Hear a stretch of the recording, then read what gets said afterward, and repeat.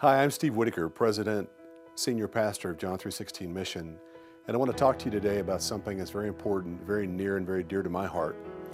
For the last several years, I've been working on the streets with the homeless, specifically in the encampments. Most people know about our work at John 3:16 Mission with people that come to us to receive shelter, to receive care, to receive meals, that sort of thing, but know little about what's going on out in the streets, about the number of people that are camping, the growing numbers of people that are camping out, and the issue that's become for not just for the community, but for John 3:16 Mission.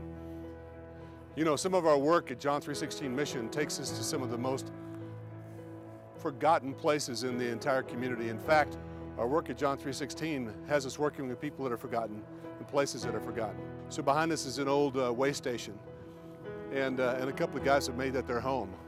I know we've been working with them for months at John 3:16 Mission, trying to get them to come in, making sure that there are no needs in their life that go unmet. Somewhere along the way, you may have heard somebody talk about Tent City, and that issue that was Tent City actually came and went about a decade ago. But the issue of camping didn't go away. And now with all the cranes in the air and all the things that are going on in our community, with all the people that are bringing in business, particularly into North Downtown, as the area continues to gentrify, it's become particularly distressing for people that are trying to bring in lawful commerce.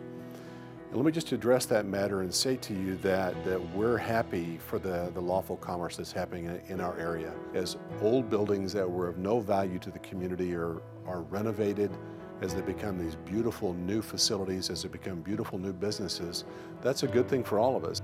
However, it's bad when people do things that are oppressive or do things that could otherwise be sometimes considered illegal to people because they have nothing, because they're homeless people, because they don't look like us, they don't smell like us, or because they don't dress like us.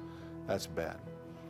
A term was coined, gentrification with justice, and that's become our mantra in recent months and years at John 3:16. As the area gentrifies around the mission, we're calling for people, as the area gentrifies, to treat the people that were already living there, right or wrong, to treat them in a just way, to treat them in a way that we would consider to be honorable, to make sure we don't do something that's oppressive or damaging or harmful or worse, even illegal. And yes, those things are going on and have been going on in our community, and we've found that it's been a big part of our job to stand between the homeless and the people that consider themselves to be in power in that moment and say, yes, it's your land and you can do what you want to with it, but give us a little bit of time to get them off of here. Please don't take all their belongings. Please don't destroy their belongings.